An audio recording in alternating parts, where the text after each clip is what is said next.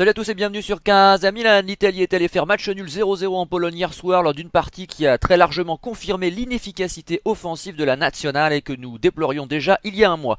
J'accueille pour en discuter Soupalio et Erco. Salut à vous. Salut. Soupalio, l'Italie est toujours première de son groupe, certes, mais ce match t'a-t-il diverti et surtout en tires-tu des enseignements? Diverti, non, puisqu'on a retrouvé les ingrédients du jeu de Mancini, à savoir cette défense avec un latéral gauche très offensif, le milieu de terrain Barella, Verratti, Jorginho, qui sont les marques de fabrique de l'équipe. On a retrouvé les caractéristiques de l'équipe de Mancini, une possession de balle, beaucoup de bonnes intentions, de très bonnes constructions, mais une stérilité offensive, un manque de percussion devant. Moi, j'ai eu l'impression de voir jouer l'Arsenal des années 2007, 2008, 2009, qui arrivaient à faire de très belles choses au milieu de terrain, mais qui étaient complètement stériles. On a l'impression qu'ils n'osent pas prendre leur chance. Le jeu manque de spontanéité. Les choix ont été mauvais dans les 20 derniers mètres et quelques choix tactiques de Mancini m'interpellent, notamment le fait de mettre Pellegrini comme ailier, ce qui n'est pas du tout son poste, et les changements qui sont arrivés assez tardivement dans ce match. Marco, nous avons vu un peu l'anti-Italie. Historiquement, l'Italie est bonne dans les zones de vérité, comme je l'ai souvent dit. Derrière, défense de fer. Bon, là, c'est vrai que ça a un peu tenu le coup, les positions n'étaient pas extraordinaires, mais devant, on a des tueurs qui sont capables, avec les 9 ennemis également, de planter des pions quand il faut, souvent en fin de match, et de surprendre l'adversaire. Là, on voit tout le contraire. Au milieu de terrain, c'était pas non plus extraordinaire parce qu'il y avait énormément de fautes techniques, j'ai trouvé. Moi, j'ai trouvé ça assez brouillon. Certes, plus dans les 30 derniers mètres, mais j'ai pas été vraiment impressionné, à part peut-être par Verratti, mais c'est une individualité, c'est pas le jeu collectif, par cette Italie-là. Erco, qu'en as-tu pensé? Quand j'ai vu la formation et que j'ai vu qu'Insigne n'était pas là, j'ai vite compris qu'on ferait beaucoup moins de choses que d'habitude, parce que je continue à penser qu'on est dépendant de ce joueur-là. C'est le seul joueur capable, de façon assez régulière, de d'amener de danger dans la surface. On a encore vu ici, Chiesa n'était pas exceptionnel. Il y a eu beaucoup de déchets. Comme l'a dit Pellegrini, c'est pas du tout à son poste. J'ai pas compris comment dire, la tactique à ce moment-là de Mancini, parce que c'était pas du tout un joueur qui a les qualités pour jouer à ce poste-là. Et Belotti qui était pas non plus, voilà, qui n'a pas été exceptionnel non plus. C'est le gros problème, c'est qu'on manque de numéro 9. Voilà, on a un gros problème au niveau de l'attaque. Je trouve qu'on a des bons joueurs, des bons potentiels, mais à part Insigne, on n'a pas des joueurs prêts pour faire une grande compétition. Et on a encore vu dans les réserves, hein, quand on doit faire rentrer un Keane qui est quand même assez médiocre, je pense qu'il y a quand même des questions à se poser. Donc après, comme tu dis, milieu de terrain avec pas mal de déchets, mais le reste du temps, elle a quand même été correct. Et la défense qui a été solide, même si l'opposition n'a pas été vraiment là, quoi. Donc, et Donnarumma qui a encore sorti deux, trois belles petites parades. Mais hormis ça, voilà, il n'y a eu rien de transcendant, mais voilà, je suis pas surpris. Voilà, pour moi, sans Insigne, l'Italie de Mancini ne tournera pas. Bah, c'est certain que Bellotti n'a pas non plus été servi formidablement bien par ses ailiers, par ses milieux de terrain. On peut dire quand même que dans les 30 derniers mètres, Soupalio, jouer attaquant à l'heure actuelle à la pointe de cette équipe d'Italie, c'est pas l'idéal, c'est le moins qu'on puisse dire. Et ça fait quelques années que ça dure. Alors c'est vrai que Bellotti n'est pas Vieri, n'est pas Inzaghi, on est d'accord. Enfin, il faudra quand même le servir dans les pieds, il faudra quand même lui procurer des occasions. Là, si je regarde, à la 10e minute, on a une tête de Pellegrini sur un centre de Barella. On a une vendange de Chiesa, alors ça gravissime, à la 11e minute face au but Chiesa qui doit marquer. On a un tacle décisif d'Emerson devant Lewandowski, donc qui sauve l'Italie à la 17e minute. Une tête molle de Josviak sur Donnarumma à la 30e. Pellegrini 34e qui rate sa reprise au 6 mètres. Hein, ça c'est pour la première mi-temps. 64e ensuite, tête d'Emerson à côté sur un centre de Chiesa. Et enfin, grosse occasion pour Linetti quand même, hein, qui est sauvé par Acerbi à la 89e. Voilà les occasions du match. Il s'est pas passé grand chose côté polonais, mais côté italien, on avait quand même l'opportunité de concrétiser un ou deux ballons. Ah oui, surtout dans ce que tu viens de dire, j'ai pas compté un arrêt de Fabianski, le gardien polonais. Donc il n'y a pas eu de tir vraiment cadré, à part, si ma mémoire est bonne, une frappe croisée de Belotti qui était assez facile à capter. Le gardien n'a pas eu d'arrêt à faire. Hein. Mais moi, ce que j'ai trouvé, c'est que ça a ronronné beaucoup de possessions, de centres en retrait qui étaient parfois forcés et qui ne trouvaient pas preneur, parce que le seul Belotti faisait l'appel et les centres étaient souvent mal dosés. Et que dire des corners qui étaient abominablement tirés. Hein. Oui, donc en effet, Erco, on en reviendra toujours au même, hein, il manque un buteur. On a un gros problème au niveau de ses coups de pied arrêtés. Ça fait des années que ça dure. On voit la même chose au Milan finalement. C'est-à-dire que les coups de pied arrêtés n'amènent que très rarement des buts. Hein. Ça manque de joueurs de tête, ça manque de percussion devant. Puis surtout, il faut les tirer correctement. Ouais, c'est le problème aussi, mais c'est un problème qui est assez récurrent. Je ne vais même pas dire qu'au Milan, parce que je trouve que dans le football moderne, à part, enfin, en tout cas en Italie, voilà, il y a pas, c'est pas quand on regarde en Coupe d'Europe, par exemple, on peut pas dire que les coups de pied arrêtés sont souvent bien exploités, parce qu'on n'a plus de tireurs comme il y avait avant, enfin, ou même, par exemple, à la Juve, malgré beaucoup enfin, à l'époque où il y avait Pjanic encore qui était là, bah, c'était à part Ronaldo qui tirait, mais je veux dire, il n'y avait plus de grands tireurs comme il y avait à l'époque, en tout cas pour les coups francs en direct ou les corners. Donc voilà, c'est un problème qui est récurrent chez nous en Italie et ça se ressent en équipe nationale.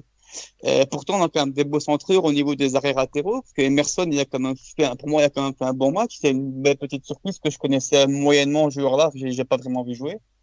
Donc maintenant, à droite, voilà, Florenzi, c'est un joueur correct, mais je pense que ses plus belles années sont derrière.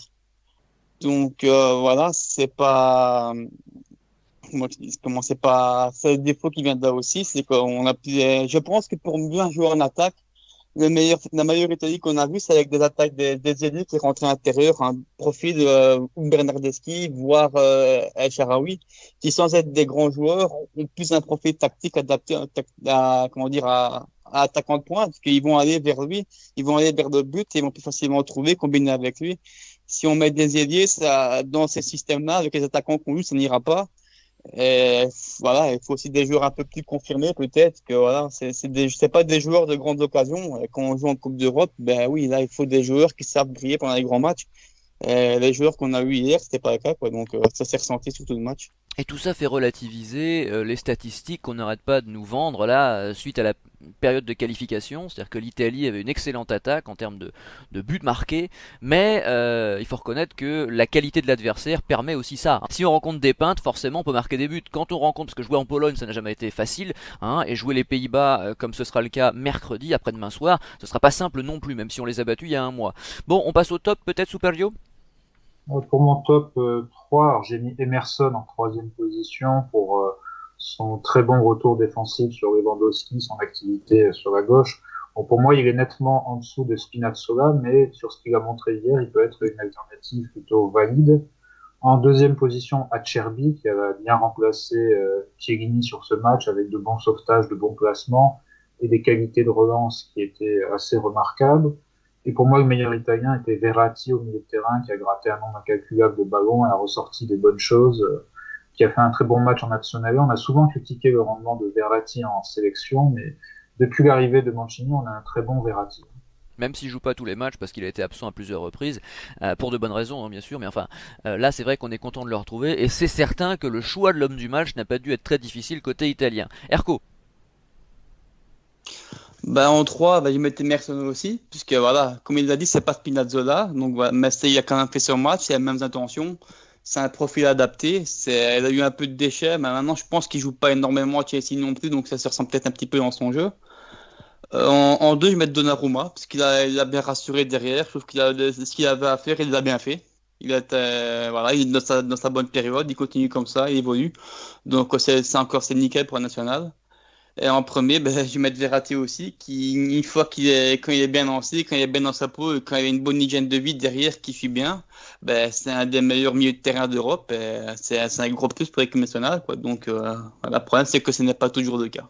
Il faudra peut-être qu'il soit mieux épaulé, parce que même si Barella est habituellement très bon, il a déçu hier. Et puis bon, Jorginho, bon, on pourra en reparler hein, ultérieurement, mais c'est vrai que c'est un joueur qui est souvent très critiqué en national, et peut-être à juste titre, parce que bon, il serait peut-être possible de trouver mieux maintenant, on répétera jamais Oui. assez, que le sélectionneur national est tributaire de ce que daigne lui offrir, des miettes que daigne lui offrir, eh bien, nos clubs, hein, forcément. Ça reste l'éternel problème et le péché originel au niveau du football italien. On passe au flop avec Superio. Alors, en troisième position, j'ai mis Pellegrini. Tout n'est pas entièrement de sa faute. Le positionnement en fait beaucoup de choses, mais je l'ai trouvé vraiment mal à l'aise dans cette position d'ailier. Il y a un mois, il avait été sélectionné à la place de Barella contre la Bosnie. Il n'avait pas été terrible non plus. C'est un joueur qui a beaucoup de talent, mais plus, pour moi, c'est plus un milieu relayeur, donc quelques crans derrière plutôt qu'un ailier. En deuxième position, j'ai mis Chiesa pour son but raté, hein, qui est quasiment un tir au but en mouvement. Même s'il y a une bonne activité, j'ai trouvé que les centres m'étaient à venir et que ses actions étaient assez souvent prévisibles. Bon, il reste à savoir maintenant dans quelle position Pirlo va le faire jouer. Et j'espère pour lui qu'il connaîtra pas le même sort que Bernardeschi à la Juve. Et enfin, celui qui m'a le plus déçu, mais ça fait déjà quelques temps, c'est Jorginho. D'habitude, il faisait un travail de l'ombre qu'on ne voyait pas, mais qui était assez profitable pour l'équipe. Là, j'ai trouvé que ses pertes de balles étaient dangereuses et qu'il n'a pas vraiment été bon dans les transmissions et dans le milieu de terrain. Pour l'instant, il bénéficie d'une immunité de la part de Mancini, puisqu'il me semble que c'est le milieu de terrain le plus utilisé de l'ère Mancini, donc Oui. depuis mai 2018, mais forcé de constater que la concurrence est assez importante. Hein. Locatelli qui avait fait une bonne première, une très bonne première aux Pays-Bas, Sensi sont des pistes très crédibles, voire même Tonali, hein, sont des pistes très crédibles pour le remplacer en milieu de terrain. Tonali qui est sélectionné chez les U21 et j'ai cru comprendre que l'U21 serait remplacé par la sélection U20 pour jouer là dans quelques jours. Je sais pas si c'est pas aujourd'hui d'ailleurs, il faudra que je vérifie. Mais parce que de toute façon, il y a trop de cas de Covid, je crois, chez les U21. J'ai cru lire quelque chose comme ça. Et ils vont chercher quand même à faire jouer quelques joueurs de chez les U21 précisément au sein de cette sélection U20, dont Cutrone, dont Tonali, si je ne m'abuse. Soupalio, tu confirmes?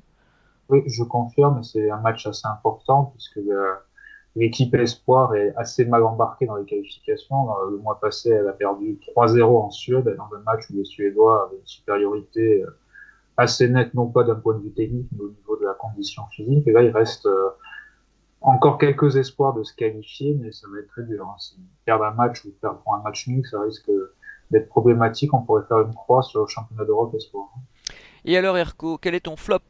En 3, je vais plutôt mettre Bonucci. J'ai pas, voilà, moi j'ai eu beaucoup de mal avec lui quand il n'y a pas Chiellini à côté. J'ai l'impression de voir deux joueurs différents. C'est quelques errants. J'ai trouvé Acerbi beaucoup plus sérieux et beaucoup plus propre de son travail défensif. En 2, bah, je vais mettre Jorginho parce que j'ai beaucoup défendu parce que c'est un joueur que d'habitude on voit pas souvent mais qui fait un travail de l'ombre qui est assez important pour l'équilibre d'une équipe. Cette fois-ci, ben, on l'a vu, mais le problème, c'est qu'on l'a vu de la mauvaise manière, comme il l'a dit, donc quelques errances, des pertes de balles qui auraient pu être dangereuses, sans prendre de risques devant, donc des pertes de balles qui ne servaient à rien, plus strictement à rien.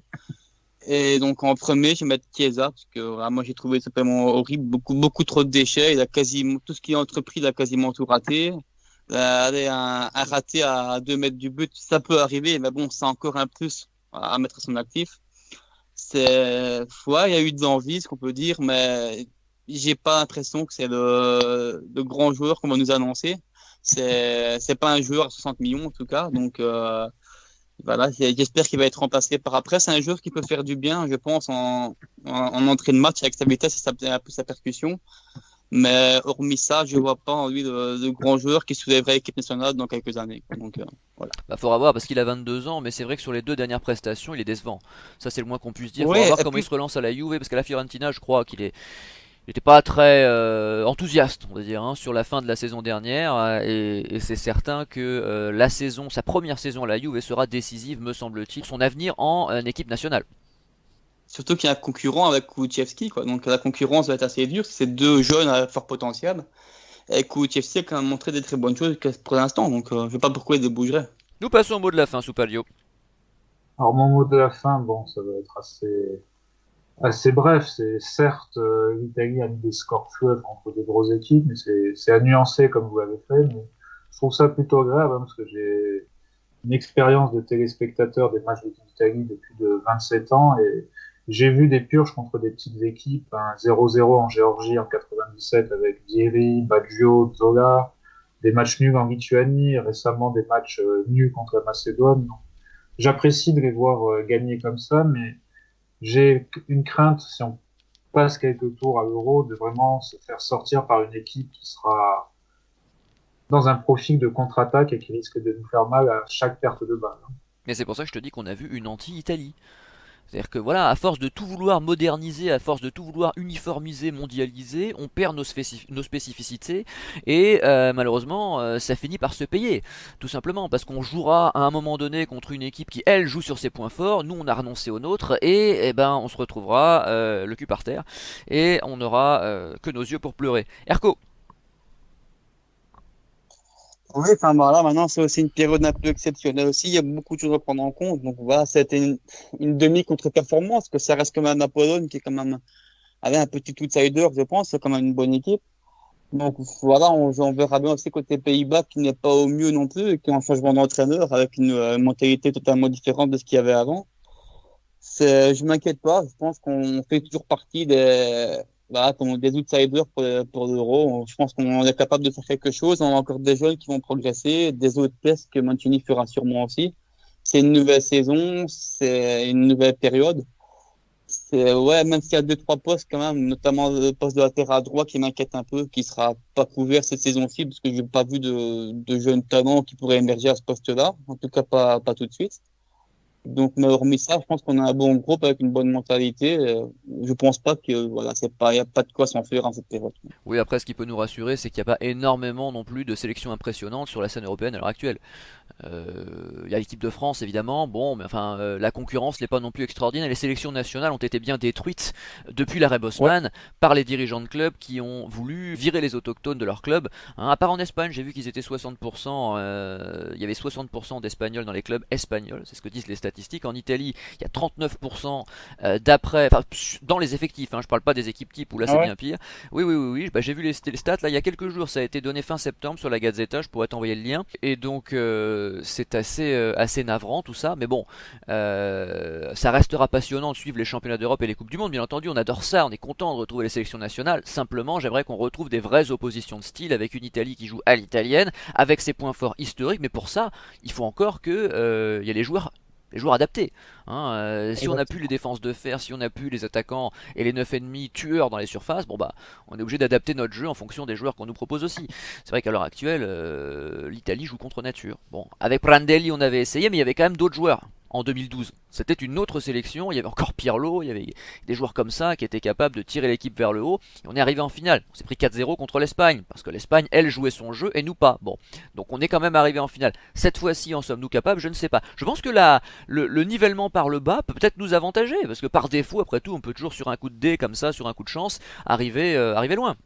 Mais à l'heure actuelle, l'Italie n'impressionne pas. Elle impressionne dans les stats face à des petites équipes. On résumera ça comme ça. On verra bien ce que ça donnera. Déjà mercredi soir contre les Pays-Bas, qu'on a battu il y a un mois. Et puis, de toute façon, on va continuer à les suivre, à les supporter, à les encourager. Et puis, donc, si émission il y a sur le match contre les Pays-Bas, ce sera jeudi. Sinon, on se donnera bien évidemment rendez-vous samedi soir, pour le derby de la Madonnina. Je vous souhaite en attendant une excellente semaine. À très vite. Salut! Salut.